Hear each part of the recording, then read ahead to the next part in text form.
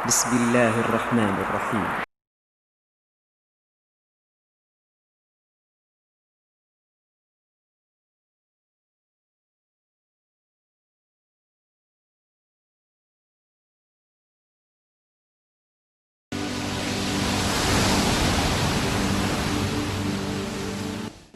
Assalamualaikum warahmatullahi wabarakatuh. Alhamdulillah, para pemirsa yang dirahmati Allah. Pada kesempatan ini, kami dari Yayasan Kakas, Komite Aksi Kasih Sayang, bekerja sama dengan LP2A mencoba untuk mensosialisasikan ilmu dan tata cara bagaimana melakukan proses pelayanan bagi jenazah. Tentunya hal ini memiliki berbagai tujuan dalam pelaksanaan ini. Pertama, agar kita dapat meringankan beban saudara kita yang kurang mampu. Ketika mereka menjalani kehidupannya, mereka telah sulit untuk mengatasi berbagai problema yang ada dalam kehidupan mereka. Akankah ketika mereka mengakhiri kehidupan mereka, mereka pun berada dalam kondisi yang sulit untuk masalah pelayanan jenazah ini. Dan yang kedua, tujuan kami untuk bagaimana mensosialisasikan ilmu dan proses pelayanan jenazah ini adalah suatu sarana yang sangat kuat untuk kita melakukan zikrullah dan zikrul maut. Karena pada kondisi kita mengingat kematian, maka kita akan merasakan setinggi-tingginya usaha kita untuk mencari kehidupan dunia, maka satu hal bahwa kita pasti akan kembali kepadanya hanya dengan membawa amalan semata. Seperti apa yang Allah firmankan dalam surat Al-Anbiya ayat 35, kullu nafsin dha'iqatul maut wa nabluukum bisyarri wal khairi fitnah wa ilaina turja'un. Jadi di situ Allah mengatakan bahwa setiap jiwa pasti akan mengalami kematian, dan aku, kata Allah, akan memuji kamu dengan kesulitan dan juga kesenangan, dan sungguh kamu pasti akan kembali kepadaku. Disinilah bagaimana kondisi kita mencoba dalam masalah ini untuk tetap, untuk dapat dan ikut serta aktif dalam proses pelayanan jenazah ini adalah dalam hal bagaimana nantinya hal ini bisa menguatkan keimanan kita, bisa memberi suatu motivasi yang kuat untuk kita lebih sering lagi memperbaiki diri, lebih sering lagi untuk bertakarub kepada Allah. Dan yang ketiga, kita mengetahui bahwa untuk masalah proses pelayanan jenazah ini, hukumnya adalah fardu kifayah. Bukankah dengan kita aktif dalam melaksanakan masalah-masalah pelayanan jenazah ini, maka kita telah membantu begitu banyaknya saudara-saudara kita untuk menggugurkan kewajibannya. Bukankah ini suatu amal soleh yang kumulatif, yang bisa memberikan kepada kita muatan-muatan yang cukup untuk kita bisa memberikan suatu kontribusi kepada masyarakat kita, dan amalan-amalan soleh ini tentunya akan bisa kita bawa kelak ketika kita menghadap Rabb kita. Tahapan-tahapan dalam kita berzikrullah dan zikrul maut. Pertama, kita menjenguk orang sakit. Ketika kita menjenguk orang sakit, banyak hal yang kita dapatkan. Ketika itu kita bisa melihat dan merasakan betapa nikmatnya sehat yang Allah berikan kepada kita. Dan yang kedua, kita bisa berbagi doa pada mereka. Bukankah dikatakan bahwa doa dari orang-orang yang sakit akan diijabah oleh Allah? Dan seperti halnya juga kita mengingatkan kepada saudara kita yang sakit untuk bisa bersabar. Rasulullah mengatakan dalam salah satu hadisnya, alangkah nikmatnya urusan orang-orang mukmin itu. Tidak ada urusan yang lebih nikmat kecuali didapatkan oleh orang-orang yang mukmin. Ketika mereka diberi kesenangan, mereka bersyukur. Itu adalah baik untuk mereka. Ketika mereka diberi musibah, mereka bersabar. Itu pun baik bagi mereka. Dan satu hal lagi, ketika kita mengingat masalah musibah ini, Ibnu Umar mengatakan, ketika aku bisa bersabar dalam musibah yang Allah berikan kepadaku, maka yang pertama aku rasakan adalah musibah itu tidak mengganggu keimananku. Dan yang kedua yang aku rasakan, musibah itu mendekatkan aku kepada rohku. Dan yang ketiga, musibah itu memperluas wawasan akhiratku dari dunia.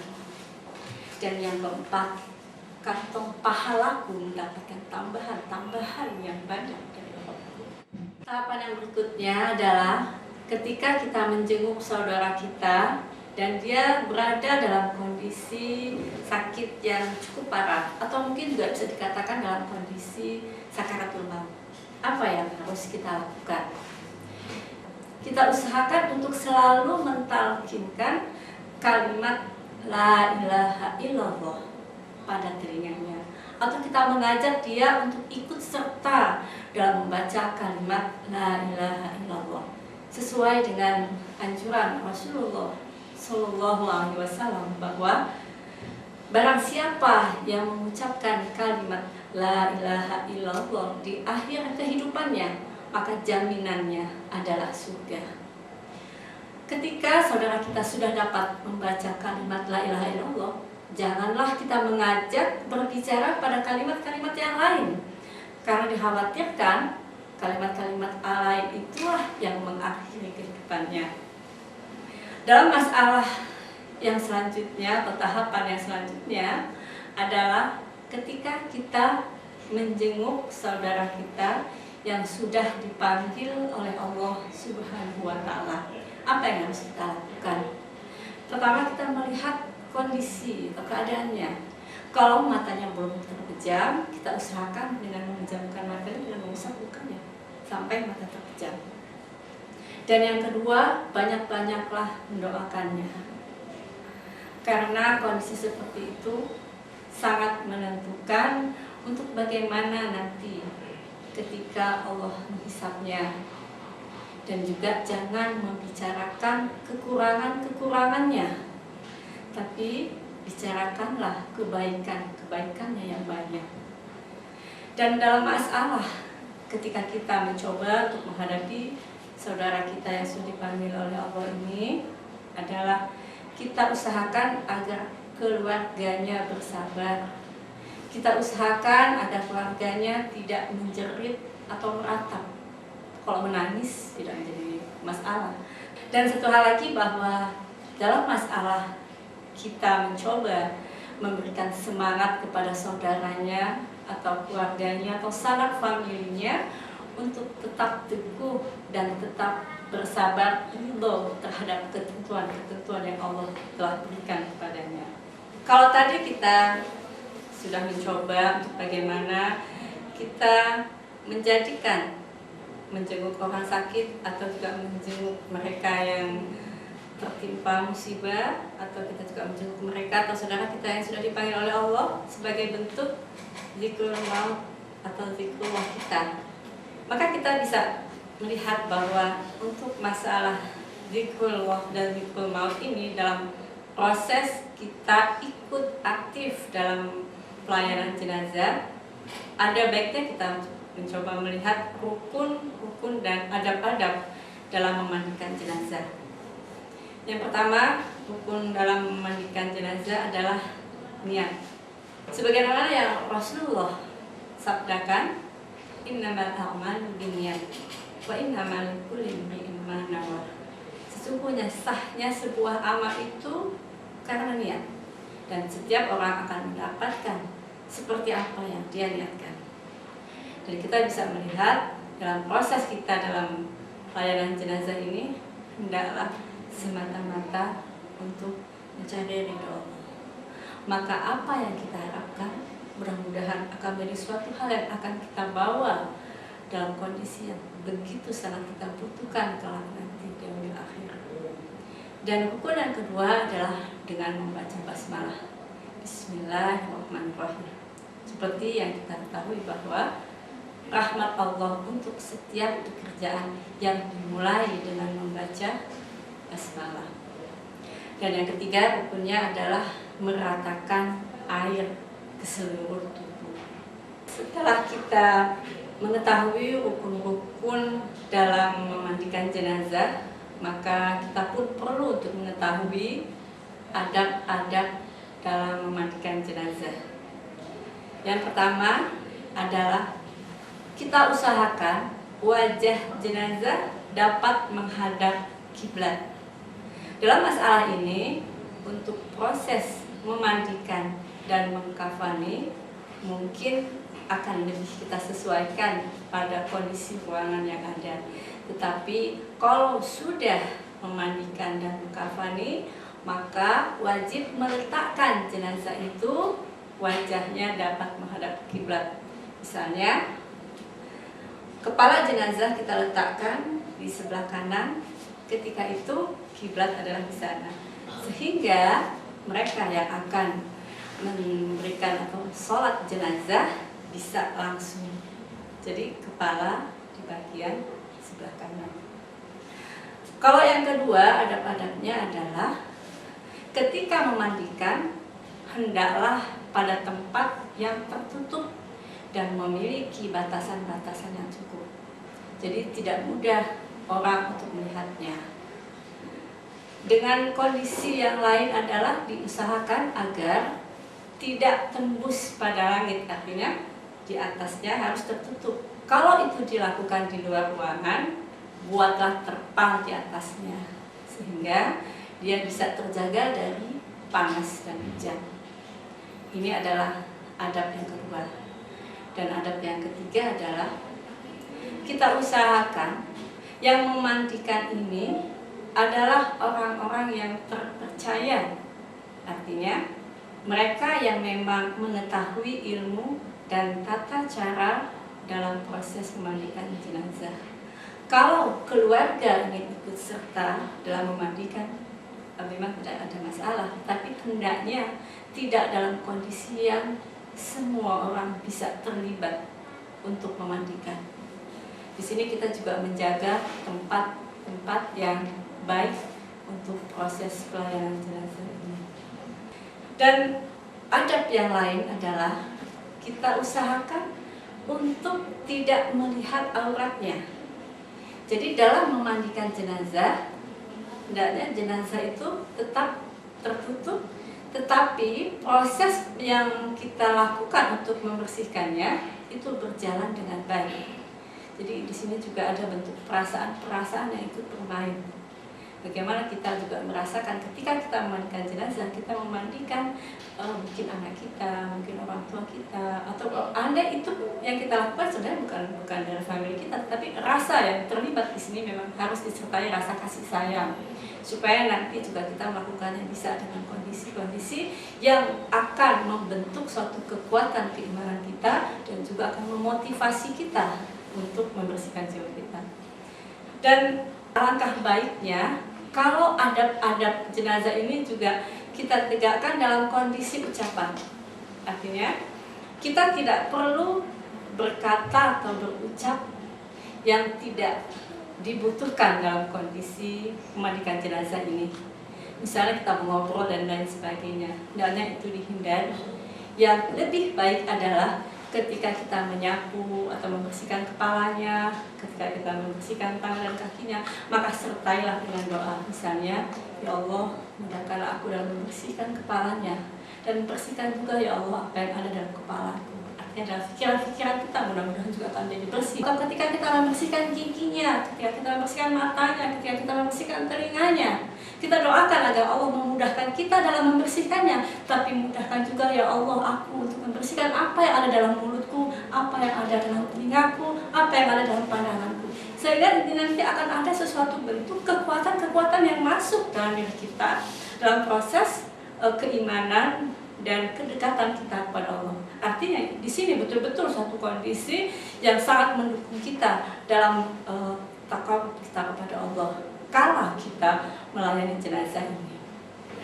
Adab yang berikutnya adalah kita usahakan agar ketika kita melayani proses pelayanan jenazah ini tidak menjadi tontonan bagi mereka yang tidak terlibat dalam masalah ini.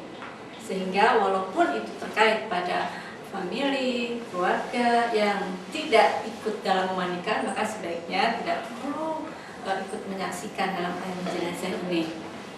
Dan yang berikutnya adalah ketika kita melakukan sapuan, hendaklah sapuan-sapuan yang halus. Kita merasakan bahwa kita sedang melayani makhluk Allah yang membutuhkan kasih sayang dalam bentuk sapuan-sapuan yang kita berikan. Dan apa yang ada dalam perasaan kita adalah jangan pernah lepas dari perasaan kasih sayang, mendoakannya, dan juga memohon kepada Allah agar kita pun dimudahkan ketika kita dalam kondisi seperti itu kelak. Jadi para pemirsa yang dirahmati Allah, ketika kita melayani jenazah dan kita melihat jenazah di hadapan kita, kita bayangkan sewaktu-waktu kita pun akan seperti ini. Kita bayangkan lagi pada saat itu apa yang kita mau. Cukupkah bekal kita untuk menghadap Rabb kita? Di sini suatu bentuk motivasi yang kuat untuk kita nantinya bertakwa, memohon ampunan, dan melaksanakan amalan-amalan soleh yang akan menjadi bekal kita di kemudian hari.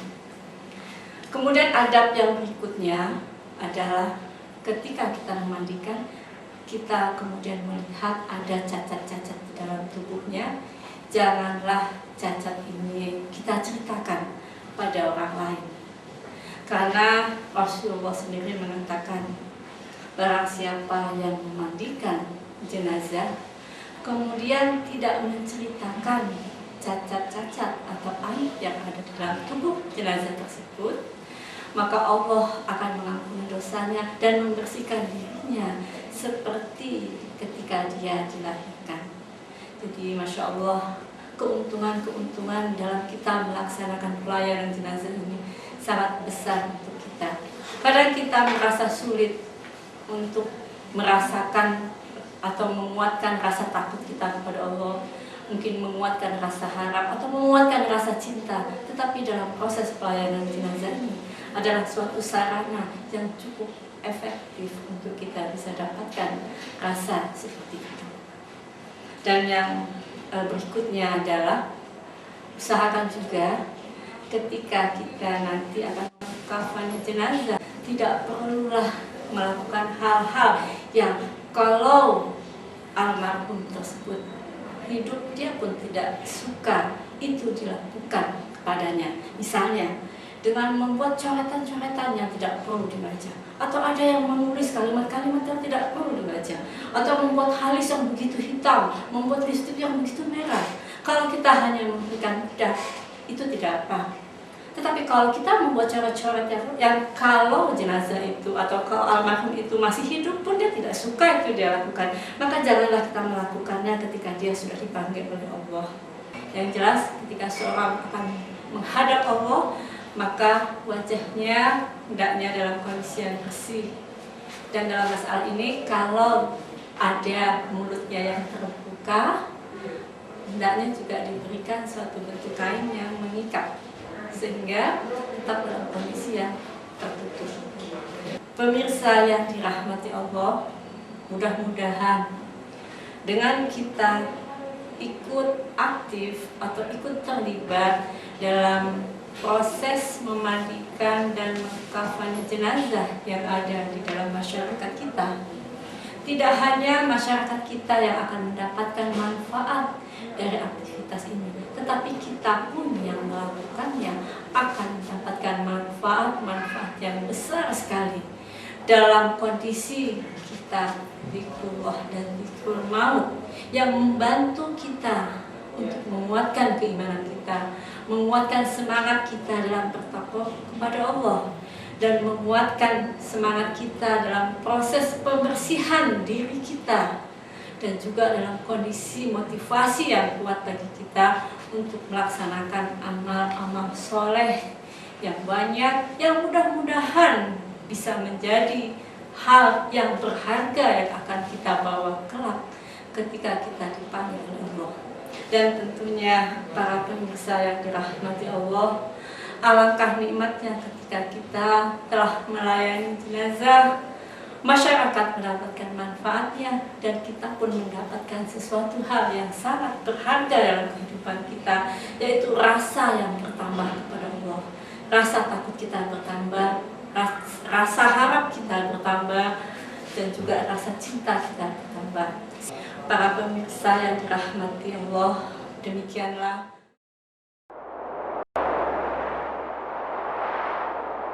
di sini kami dari tim Janais Yayasan Kakas akan melanjutkan dan menjelaskan bagaimana tata cara mengurus jenazah.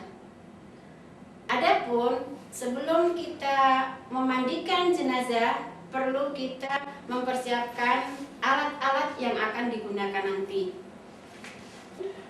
Alat-alat yang akan dipergunakan, yang pertama untuk memandikan jenazah adalah bak air atau ember beserta gayung yang masing-masing nanti akan diisi dengan air kembang. Kemudian berikutnya akan diisi dengan air kapur barus, dan bak yang paling besar adalah untuk air yang suci. Pemirsa yang dirahmati Allah, kemudian alat selanjutnya yang akan dipergunakan adalah sabun mandi, kemudian cotton bud, kemudian kapur barus yang telah dihaluskan kira-kira 250 gram, kemudian air mawar, wastafel yang terbuat dari kain kafan, kemudian handuk kecil, juga kain panjang yang jumlahnya 5 helai. Ya, pemirsa yang dirahmati Allah, setelah kita mempersiapkan alat-alat untuk memandikannya, kemudian kita juga perlu mempersiapkan alat-alat untuk mengkafan jenazah nanti.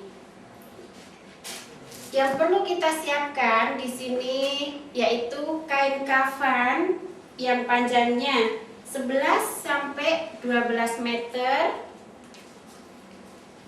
Kemudian kapas. Kapas ini berukuran atau yang beratnya 250 gram, 2 buah yang nanti akan kita gunakan seperti ini, kapas yang telah ditaburi dengan cendana bubuk. Kemudian selanjutnya yaitu tali, kemudian gunting, sisir, jarum dan benang secukupnya, dan tikar pandan. Kemudian yang terakhir adalah koran atau lembaran koran yang nanti akan kita pergunakan ketika mengkafan, yaitu kita pergunakan untuk yang terakhir kali. Pemirsa yang dirahmati Allah, demikian tadi perlengkapan atau alat-alat yang harus kita siapkan terlebih dahulu.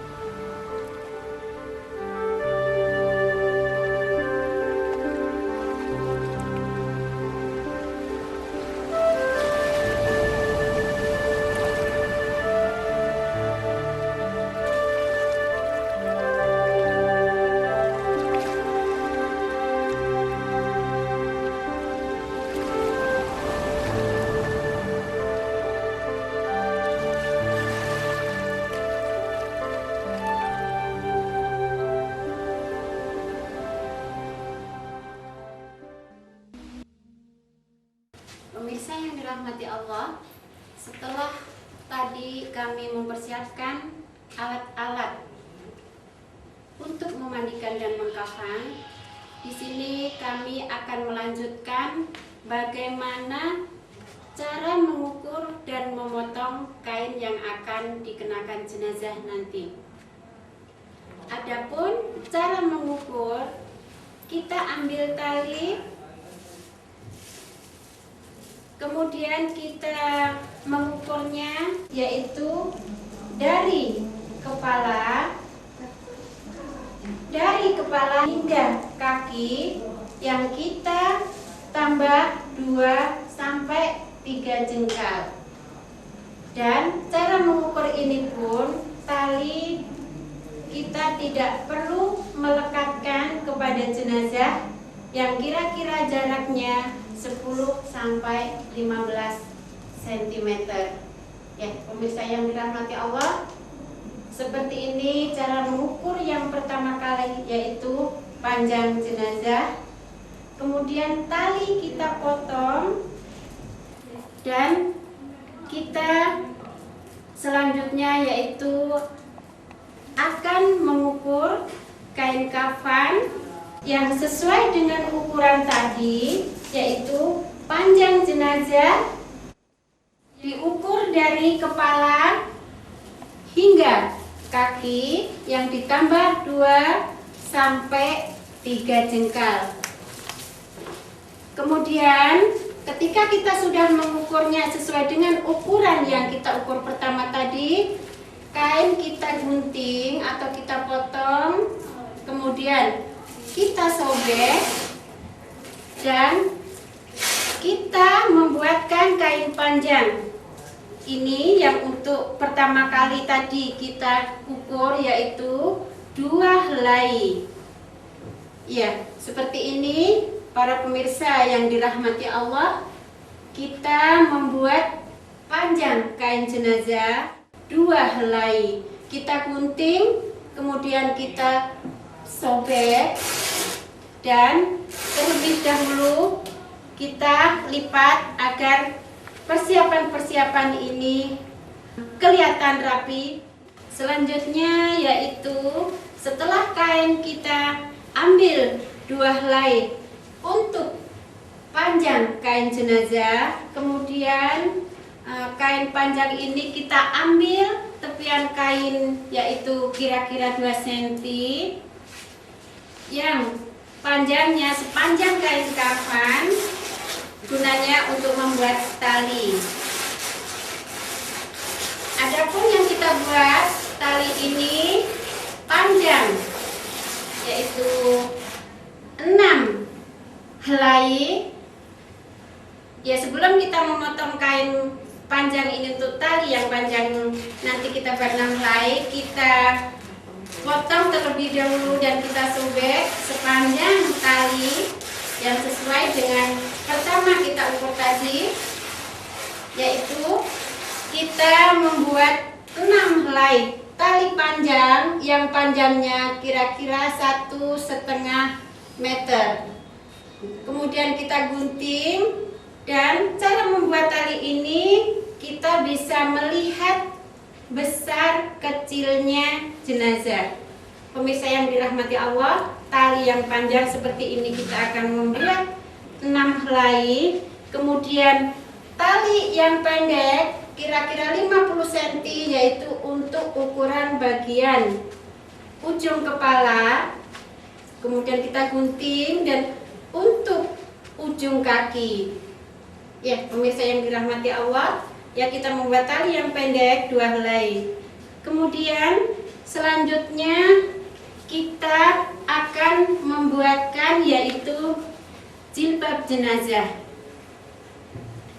Adapun cara membuat jilbab ini kita tidak perlu mengukur, tetapi cukup kita mengambil lebar kain, kemudian kita lipatkan yang nantinya akan berbentuk segitiga seperti ini.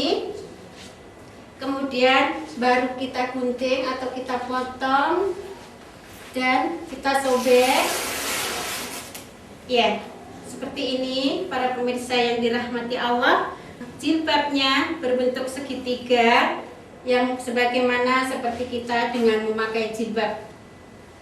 Ya, pemirsa yang dirahmati Allah, selanjutnya kita akan mengukur yaitu membuat baju jenazah.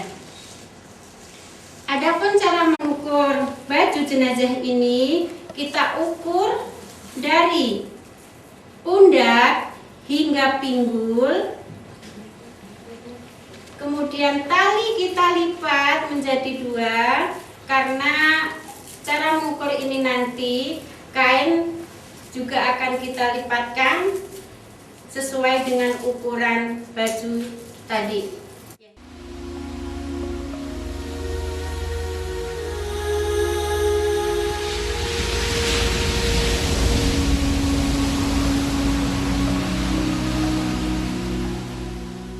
Pemirsa yang dirahmati Allah, cara membuat bajunya yaitu seperti tadi, sesuai dengan ukuran. Kain kita potong, kemudian kita sobek dan kita lipat menjadi 2. Kemudian kita lipat menjadi 4 bagian. Nah, setelah itu kita ambil ujung kain yang kita lipat tadi untuk membuatkan lubang bagian kepala. Kemudian kita potong, yaitu bagian pundak sebelah kanan. Kemudian kita potong pundak bagian kiri dan kita potong lagi untuk bagian depan. Ya, pemirsa yang dirahmati Allah, kalau kita lebarkan, bajunya akan berbentuk seperti ini, sehingga lubang kepala pas ada di tengah-tengah. Ya, pemirsa yang dirahmati Allah, kita lipat terlebih dahulu bajunya, kemudian selanjutnya kita akan membuat kain sarung. Pemirsa yang dirahmati Allah, cara mengukur kain sarung ini kita tidak perlu mengukur, tetapi cukup dengan mengambil lebar kain yang ada, yaitu lebar kain kapan yang ada kita lipat menjadi 2, kira-kira menjadi 150 cm. Nah, pemirsa yang dirahmati Allah, cara membuat kain sarung ini kita lipat tadi, kemudian kita gunting, kemudian kita sobek. Akan tetapi kain sarung ini kita bisa melihat juga, yaitu besar kecilnya jenazah. Pemirsa yang dirahmati Allah, kain ini kemudian kita lipat terlebih dahulu. Ya, selanjutnya kita akan membuatkan yaitu celana jenazah. Cara mengukur celana ini yaitu dari pinggang hingga pangkal paha, kemudian tali kita lipatkan, kita gunting, dan cara memotong kain ini kita ambil sepanjang tali yang sesuai dengan ukuran tadi, kemudian kain kita gunting dan kita sobek. Kemudian cara membuat celana ini, kain kita lipat menjadi 2, kemudian kita lipat lagi yaitu menjadi 4 bagian, dan bagian lipatan tadi kita potong sesuai dengan ukuran jenazah, dan yang nanti bentuknya yaitu akan menjadi bentuk segitiga sesuai dengan ukuran tadi. Sisa potongan kain yang ada yaitu kita pergunakan untuk membuat sebuah tampon yang kita letakkan, yaitu kapas yang telah ditabur dengan cendana bubuk. Dan tampon ini bentuknya seperti ini. Kemudian kita letakkan di atas celana dan kita membentuk sebuah tali, yaitu kita lipat yang bentuknya akan menjadi sebuah tali yang nanti kita akan ikatkan di bagian pinggang kanan dan kiri. Ya, pemirsa yang dirahmati Allah, yang terakhir yaitu kita akan membuat waslap yang nanti akan kita gunakan untuk memandikan jenazah. Cara membuat waslap yaitu kain kita lipat kira-kira 20 cm, kemudian kita gunting dan kita sobek. Setelah menjadi potongan, kemudian kita jahit bagian kanan, kemudian kita jahit bagian kiri.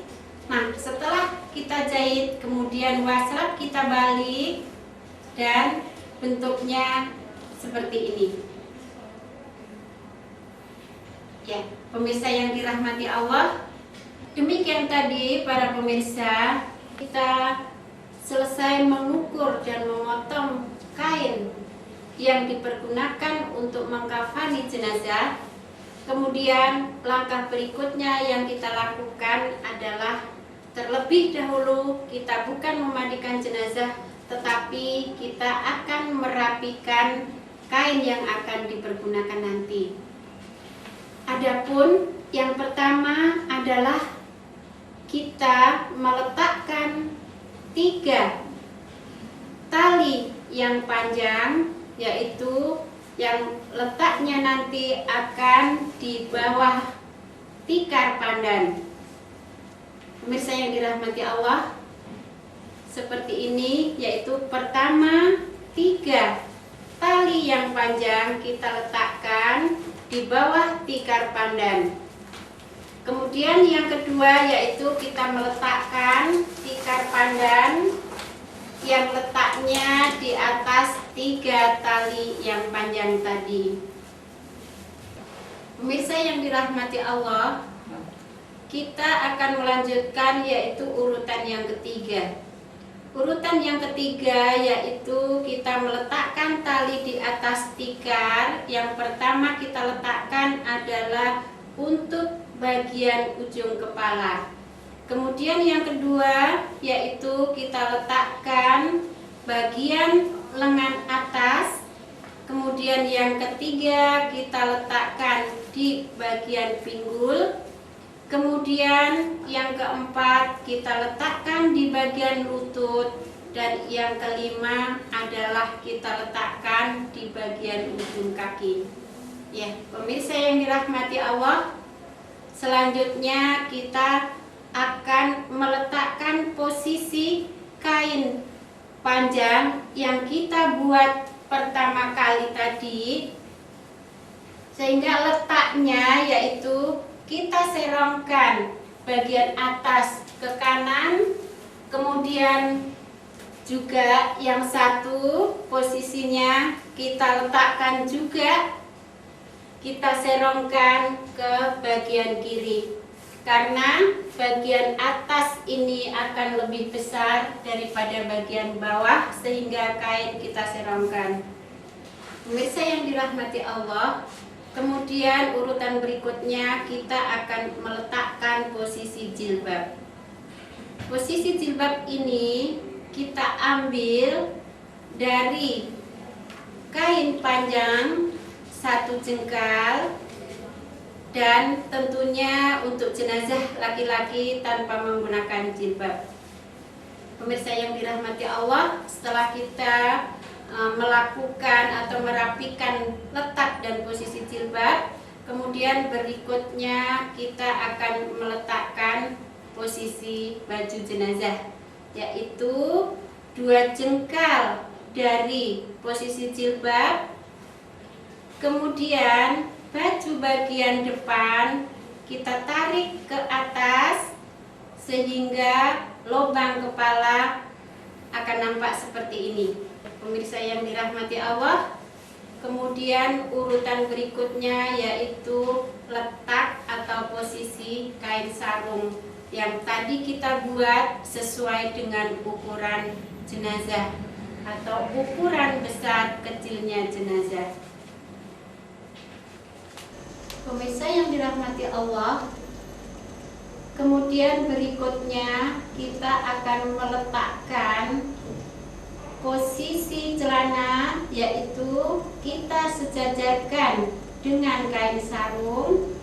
Kemudian ujung celana kita lipat-lipat hingga berbentuk tali, dan langsung kita letakkan sebuah tampon yang diisi dengan kapas yang telah ditabur dengan cendana bubuk. Ya, pemirsa yang dirahmati Allah, demikian tadi urutan-urutan meletakkan atau posisi kain kafan yang akan dipergunakan jenazah. Pemirsa yang dirahmati Allah, kemudian yang terakhir yaitu kita meletakkan beberapa lembaran koran, yaitu bagian kanan, bagian kiri tepi kain, kemudian bagian bawah juga bagian atas, gunanya untuk menjaga agar kain tetap bersih, karena dikhawatirkan orang-orang yang mengangkat jenazah dari tempat memandikan jenazah, kakinya akan mengotori kain kafan yang ada. Pemirsa yang dirahmati Allah, langkah berikutnya yang akan kita lakukan adalah memandikan jenazah. Bagaimana dalam memandikan jenazah ini? Di awal tadi telah dijelaskan dan kita melakukan sesuai dengan rukun dan adab dalam memandikan jenazah. Akan tetapi sebelum kita melakukan memandikan jenazah, andai kata jenazah di tempat memandikan jenazah ini masih mengenakan baju ataupun celana dan sebagainya, terlebih dahulu kita melepaskannya dengan lemah lembut. Bisa kita lakukan dengan menggunting bajunya melalui lubang tangan ataupun lubang leher. Kemudian, andai kata jenazah meninggal di rumah sakit dan tubuh jenazah masih ada benda-benda yang melekat, misalnya seperti plester dan bekas infus, terlebih dahulu kita juga membersihkannya dengan minyak atau baby oil. Pemirsa yang dirahmati Allah, setelah kita melakukan ini, kemudian langkah berikutnya yaitu kita akan memandikan jenazah sesuai dengan rukun dan adab. Adapun rukun memandikan jenazah pertama yaitu niat, kemudian membaca basmalah, bismillahirrahmanirrahim, kemudian yang ketiga yaitu meratakan air ke seluruh tubuh jenazah. Pemirsa yang dirahmati Allah, ini rukun yang pertama yang kita lakukan. Setelah kita meratakan air ke seluruh tubuh jenazah, bisa juga kita siram dengan sebotol air mawar yang gunanya untuk menghilangkan bau yang kurang sedap terhadap jenazah. Kemudian selanjutnya yang kita lakukan adalah membersihkan kotoran yang di dalam perut dengan cara tangan kanan kita dan mengusap perut dari bagian atas ke bawah dengan usapan yang lemah lembut dan perlahan-lahan, dan tangan kiri kita tetap membersihkan lubang dubur dan dubur. Kemudian dalam menyiram ini lebih baik kita menggunakan selang karena kotoran akan lebih mudah hanyut. Kemudian kita ganti waslap yang bersih. Setelah kita membersihkan bagian perut, kemudian kita melakukan atau membersihkan bagian kepala, yaitu kita bisa membersihkan rambut dengan sampo ataupun sabun, kemudian membersihkan bagian telinga atau lubang telinga dengan memakai cotton bud, bagian telinga kanan dan bagian telinga kiri. Kemudian kita lanjutkan yaitu lubang hidung, kita bersihkan juga bisa dengan cotton bud. Setelah itu kita akan membersihkan lubang mulut. Dalam membersihkan mulut ini kita dengan menggantikan wastafel yang bersih, dan cukup kita membersihkannya dengan sebuah telunjuk jari kanan kita. Tidak perlu menggunakan dengan sikat gigi atau pasta gigi, sehingga kita tidak akan menzalimi jenazah. Selanjutnya kita akan membersihkan bagian atas, yaitu yang kita lakukan adalah bagian kanan terlebih dahulu. Yang pertama kita bersihkan adalah bagian leher, ketiak, dada, tangan, hingga di sela-sela jari tangan, kemudian bagian perut, paha, kaki, sampai di sela-sela jari kaki kita bersihkan 3 kali. Kemudian dengan cara yang sama, yaitu kita melakukan membersihkan bagian depan, yaitu bagian kiri, seperti cara yang sama, yaitu leher, kemudian pundak, ketiak, tangan, hingga di sela-sela jari tangan, kemudian bagian perut, paha, dan kaki, sampai di sela-sela jari kaki. Dengan cara yang sama kita lakukan juga 3 kali. Dan membersihkan ini air tetap kita siramkan kepada jenazah. Selanjutnya kita akan membersihkan bagian belakang jenazah, yaitu bagian kanan terlebih dahulu, sehingga jenazah kita miringkan ke arah kiri. Kita sabun, kita bersihkan dari leher bagian belakang, punggung, kemudian badan, juga paha, sampai kaki, dan sampai di ujung jari kaki. Kita lakukan 3 kali.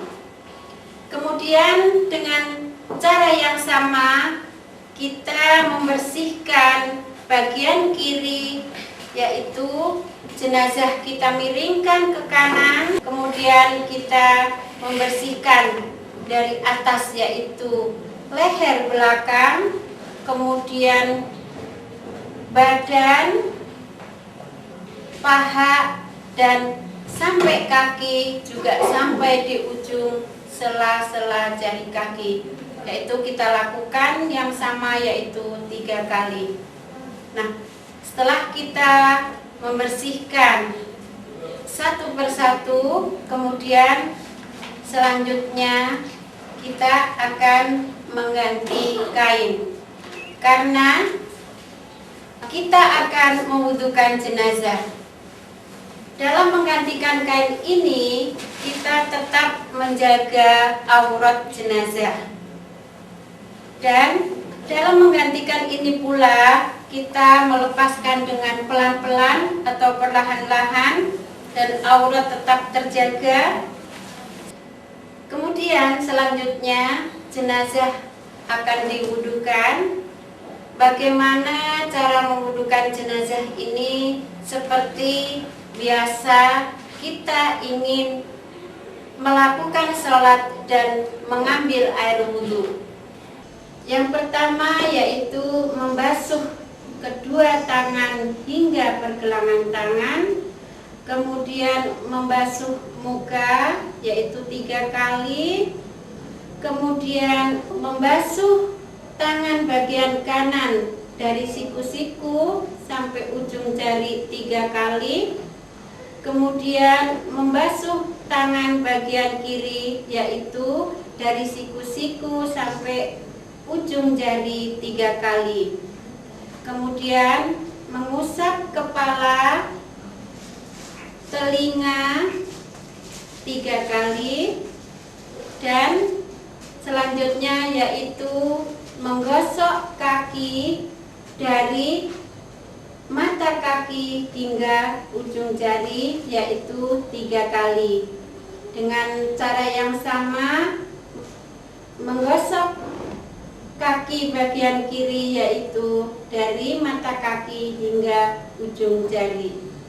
Setelah jenazah kita wudukan, kemudian kita akan menyiramnya dengan air kembang. Tetapi dengan menyiram air kembang ini bisa kita tawarkan kepada sanak saudara atau keluarga almarhum. Dan seandainya air kembang ini pun tidak ada, itu tidak akan menjadikan suatu masalah. Kemudian sesuai dengan perintah Rasulullah SAW, yaitu kita akan menyiramkan air kapur barus, karena Rasulullah menganjurkan ketika memandikan jenazah yang terakhir kali adalah siramlah dengan air kapur barus. Pemirsa yang dirahmati Allah, setelah itu kita akan menggantikan kain, yaitu yang akan dikenakan nanti, yang akan dipindahkan dari tempat memandikan jenazah ke tempat untuk mengkafan jenazah. Dalam menggantikan kain ini, kita juga tetap menjaga aurat jenazah dan kita bisa melihat besar kecil jenazah. Dengan menggantikan kain yang bersih, kita tetap menjaga aurat jenazah ini. Kemudian kita membersihkan atau mengeringkan bagian rambut, yaitu dengan handuk kecil. Setelah ini jenazah akan diangkat dari tempat memandikan jenazah ke tempat mengkafan jenazah. Dalam menggantikan kain yang terakhir ini, kain yaitu 2 helai, agar aurat jenazah tetap terjaga. Dan ketika jenazah dipindahkan atau diangkat dari tempat memandikan jenazah ke tempat mengkafan jenazah, diusahakan kalau bisa yang mengangkatnya adalah keluarga atau mahram jenazah. Pemirsa yang dirahmati Allah, setelah ini jenazah akan diangkat ke tempat mengkafan jenazah. Sebaiknya mengangkat jenazah ini akan lebih mudah lagi ketika yang mengangkat adalah 3 atau 4 orang. Dan cara meletakkan jenazah ini, kita tetap menginjak koran yang telah kita rapikan tadi. Kemudian posisi kepala jenazah kita letakkan, yaitu di lubang kepala yang kita buat tadi. Ya, pemirsa yang dirahmati Allah, kemudian koran-koran kita pindahkan dan kita akan melakukan yaitu mengkafan jenazah. Pemirsa yang dirahmati Allah, selanjutnya kita akan mengkafan jenazah.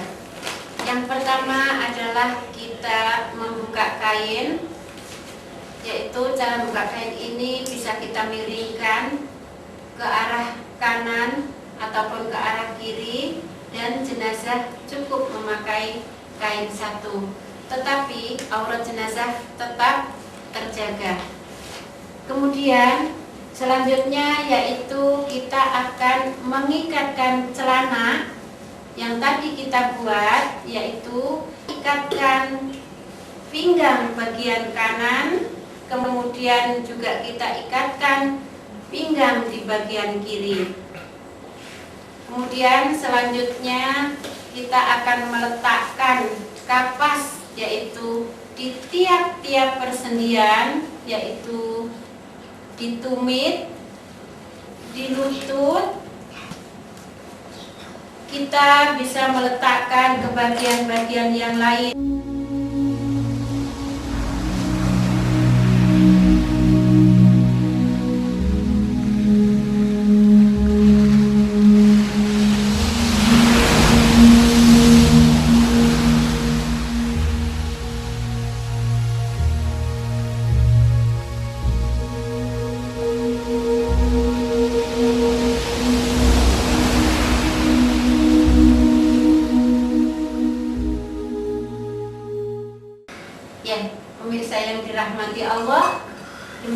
tadi kita cara meletakkan kapas yang telah ditaburi dengan cendana bubuk.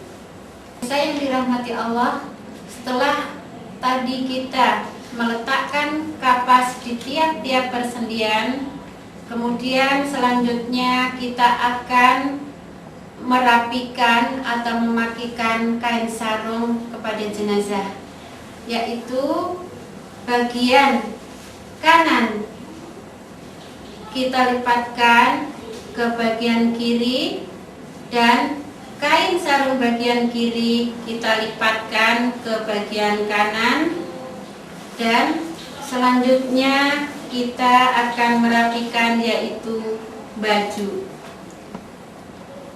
Cara merapikan baju ini, baju bagian atas yang tadi kita tarik ke atas kita rapikan, kemudian kita akan memakaikan jilbab. Akan tetapi sebelum jilbab ini kita rapikan, terlebih dahulu kita akan merapikan rambut, ya, kita sisir. Ketika rambut jenazah panjang, bisa kita ambil menjadi 3 bagian, kita kepang, kemudian kepangan itu kita masukkan di bawah kepala jenazah. Ya, pemirsa yang dirahmati Allah, kemudian kita akan memakaikan jilbab. Cara memakaikan jilbab ini seperti biasa yang kita kenakan, yaitu jilbab kita lipat ke bagian bawah kepala. Ya, seperti ini para pemirsa yang dirahmati Allah.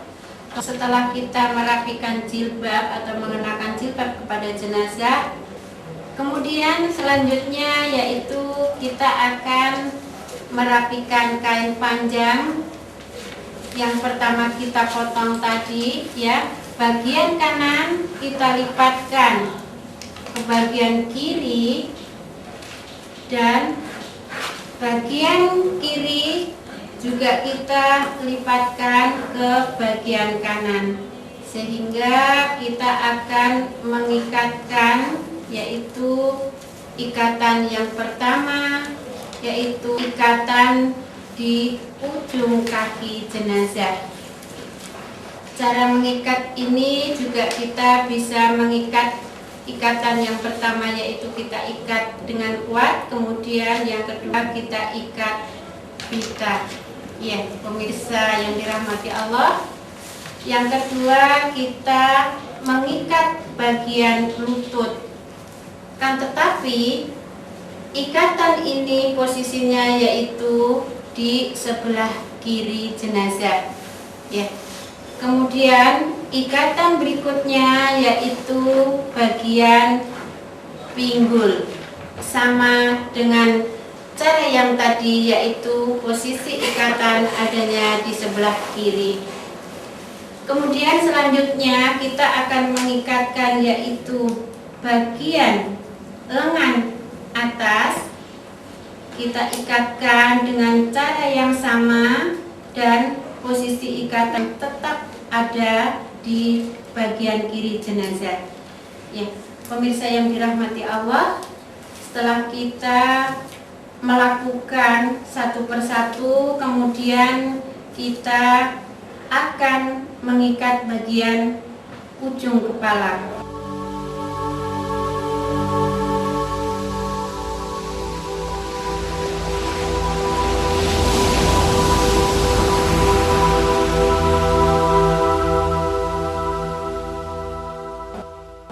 Tetapi sebelum mengikat bagian ujung kepala, kita akan menutup dengan kapas yaitu bagian muka. Pemirsa yang dirahmati Allah, setelah kita menutup dengan kapas, kemudian kain kita rapikan kembali, karena yang terakhir kita akan mengikat bagian ujung kepala. Ya, pemirsa yang dirahmati Allah, Cara mengikat bagian ujung kepala ini seperti bagian ujung kaki, yaitu ikatan yang pertama kita ikat dengan kuat, kemudian kita ikat dengan tali pita atau ikatan pita. Pemirsa yang dirahmati Allah, kemudian kita yang terakhir yaitu tutup dengan tikar pandan.